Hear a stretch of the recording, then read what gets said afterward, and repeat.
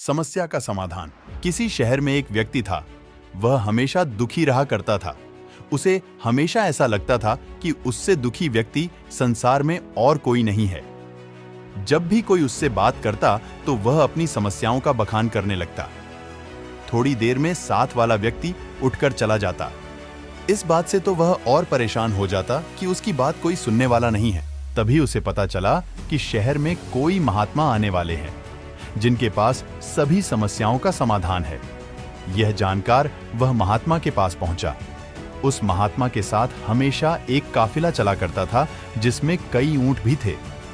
महात्मा के पास पहुंचकर उस व्यक्ति ने कहा, गुरुजी, मैंने आपका बड़ा नाम सुना है कि आप सभी समस्याओं का समाधान करते हैं। मैं बहुत दुखी व्यक्ति हूं। मेरे इर्द गिर्द हमेशा बहुत सारी समस्याएं रहती हैं। एक को सुलझाता हूं तो दूसरी पैदा हो जाती है। मैं अपनी आप बीती किसी को सुनता हूं तो कोई सुनता ही नहीं है। दुनिया बड़ी मतलबी हो गई है। अब आप ही बताइए क्या करूं? महात्मा ने उसकी बातें ध्यान से सुनी और कहा, भाई, मैं अभी तो बहुत थक गया हूं, परंतु कल सुबह मैं तुम्हारी समस्या का समाधान अवश्य करूंगा।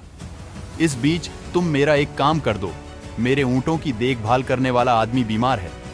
आज रात तुम इनकी देखभाल कर दो। जब सभी ऊंट बैठ जाए तब तुम सो जाना। मैं तुमसे कल सुबह बात करूंगा।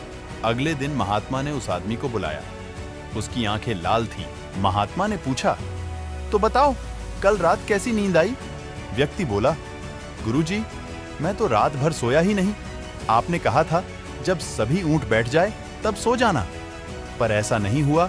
जब भी कोशिश करके एक ऊंट को बिठाता, दूसरा खड़ा हो जाता।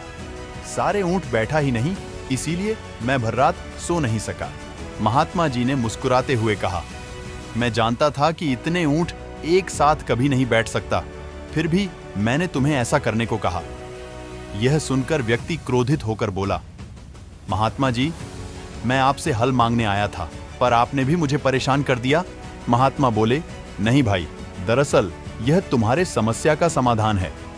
संसार के किसी भी व्यक्ति की समस्या इन ऊंटों की तरह ही है।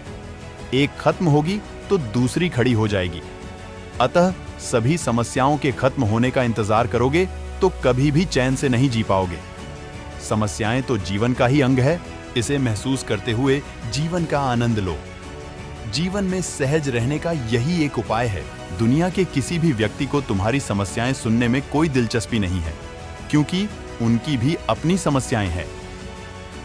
महात्मा जी की बात सुनकर व्यक्ति के चेहरे पर संतोष और सहजता के भाव उमड़ पड़े, मानो उसे अपनी सभी समस्याओं से निपटने का अचूक मंत्र प्राप्त हो गया हो।